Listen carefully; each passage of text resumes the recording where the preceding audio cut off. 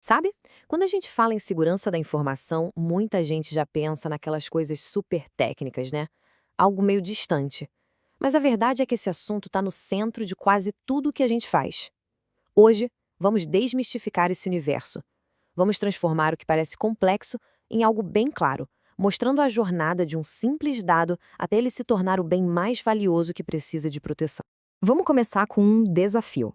Olha só esse número na tela: 38. O que ele significa? Assim, sozinho não quer dizer nada, né? É só um dado bruto, sem contexto nenhum.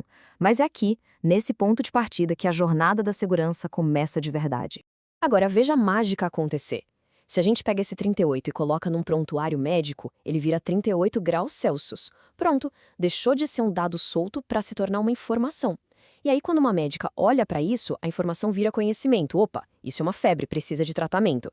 É exatamente esse conhecimento, essa peça final, que a segurança da informação quer proteger a todo custo. E olha, isso é absolutamente crucial. Como a especialista Patrícia Peck bem aponta, hoje em dia, na era digital, o bem mais valioso de uma organização não é mais o prédio, as máquinas, é a informação. Ela tem um valor gigantesco, tanto que a gente pode medir em dinheiro quanto que não pode. E é por isso que proteger essa informação virou uma prioridade máxima. Só que essa jornada da informação, do dado bruto até o conhecimento, está longe de ser um passeio no parque. Pelo contrário, ela é cheia de perigos. E para a gente conseguir se defender, primeiro a gente precisa entender os 3 ingredientes de qualquer ataque: a ameaça, a vulnerabilidade e o risco. É muito comum a gente confundir ameaça com vulnerabilidade, mas a diferença, gente, é fundamental. Pensa assim, a ameaça é o perigo que vem de fora, é o pescador com a isca. Já a vulnerabilidade é a nossa fraqueza interna, é a nossa distração que nos leva a morder essa isca. Ou seja, a ameaça é quem ataca. A vulnerabilidade é a brecha que permite que o ataque funcione. E o que acontece quando a ameaça encontra a vulnerabilidade e consegue explorar essa brecha? Bom, aí é que nasce o risco. O risco é, basicamente, a probabilidade do desastre acontecer. É a chance real de ter uma perda, um dano, quando um atacante finalmente consegue usar uma falha a seu favor. E esse exemplo aqui mostra direitinho como tudo isso se conecta na vida real. Imagina só, um atacante liga e se passa por um técnico de suporte. Essa é a ameaça. Do outro lado, um funcionário que não foi treinado sobre isso acaba instalando um programa de acesso remoto, tá aí a vulnerabilidade. Qual o resultado? O atacante assume o controle total do sistema. O risco, infelizmente, se tornou realidade. Ok, então o cenário parece meio assustador, né? Mas como a gente se defende disso tudo? A resposta está nos guardiões da informação.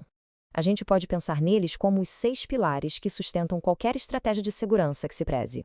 E tudo, absolutamente tudo, começa com a base, com o alicerce. É a famosa tríade da segurança, um conceito que é, nossa, fundamental há décadas para qualquer especialista da área no mundo todo. Essa tríade clássica tem 3 pilares. O primeiro é a confidencialidade, que basicamente garante que o segredo continue secreto, ou seja, só quem tem permissão pode acessar a informação. Pensa nas notas da faculdade. Só quem é aluno e o professor podem ver.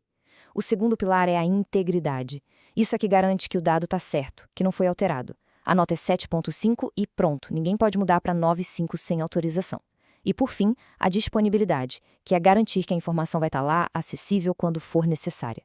Tipo o sistema da faculdade funcionando perfeitamente no dia da matrícula.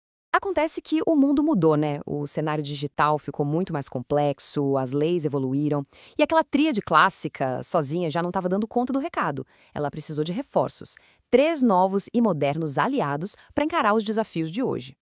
Então, aqueles 3 pilares originais, a gente soma mais 3, que são igualmente cruciais. A autenticidade, que é a garantia de que a pessoa é quem ela diz ser. Depois, o não repúdio, que é uma prova que não dá para negar. Sabe aquele comprovante de transferência do banco? É isso. Ele prova que aquela ação foi feita por uma pessoa específica. E por último, mas super importante, a legalidade. Isso significa estar em dia com as leis, como a nossa Lei Geral de Proteção de Dados, a LGPD. E aqui a gente vê na prática como um ataque real vai derrubando esses pilares um por um, como o efeito dominó. Olha só, tudo começa com um simples e-mail de phishing. Um clique e pronto. As credenciais de acesso são roubadas. Adeus confidencialidade e autenticidade. Com acesso, o invasor vai lá e muda os dados bancários de um fornecedor. a integridade já era. E para fechar, eles soltam o ransomware que trava tudo. E aí, a disponibilidade é destruída. Um único elo fraco, uma única falha e o estrago é gigantesco. Certo. Diante de um cenário desses, a pergunta que fica é: qual é a solução? Não existe uma bala de prata, um cadeado mágico. A estratégia é outra. É construir uma fortaleza com várias camadas de proteção.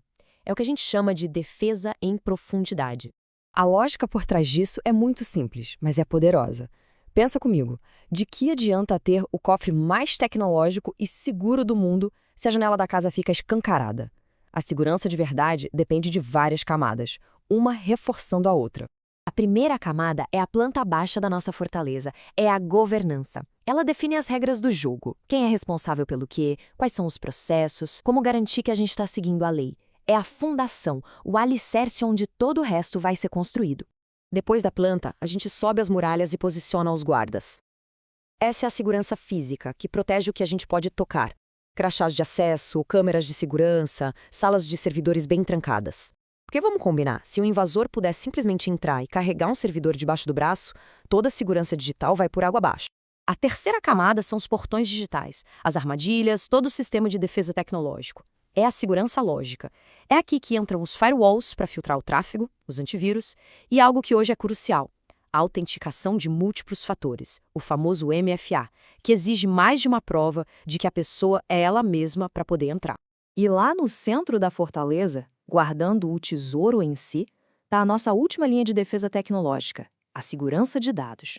A ideia aqui é que, mesmo que um invasor consiga passar por todas as outras barreiras, a criptografia, por exemplo, pode tornar os dados completamente inúteis para ele, ilegíveis, é a proteção do ativo na sua forma mais pura. Ok, então a gente projetou e construiu essa fortaleza inteira. Tem governança, muralhas, portões digitais, cofres. Mas muitas vezes a gente se esquece do guardião mais importante de todos, aquele que está dentro das muralhas. A camada humana. Muita gente chama de o elo mais fraco, mas a verdade é que as pessoas são também a nossa primeira linha de defesa, a mais poderosa e a mais inteligente. No fim do dia, é a decisão de uma pessoa de clicar ou não em um link que pode definir o destino da fortaleza inteira. Então, como é que a gente fortalece essa camada? Bom, primeiro, com conhecimento. Treinamentos constantes que deixam todo mundo alerta sobre as ameaças que existem por aí. Segundo, criando uma cultura de segurança, onde avisar sobre algo suspeito é visto como algo bom, não como um erro que vai gerar punição. E terceiro, com prática. Simular ataques, testar as respostas, para que na hora que o perigo for real, todo mundo saiba o que fazer. Porque no fim das contas, e isso é muito importante, segurança de verdade não é só sobre ter a melhor tecnologia. É sobre encontrar o equilíbrio perfeito entre pessoas bem preparadas, processos bem definidos e a tecnologia certa para apoiar tudo isso. Um elemento não funciona sem o outro. A fortaleza só é segura de verdade quando tudo isso trabalha em harmonia. E tudo isso nos leva a uma reflexão final para cada um de nós. A nossa informação, os nossos dados, estão protegidos por uma fortaleza. A pergunta que fica é, na grande corrente que protege tudo isso, qual é o nosso papel? O de ser o elo mais forte ou o elo mais fraco?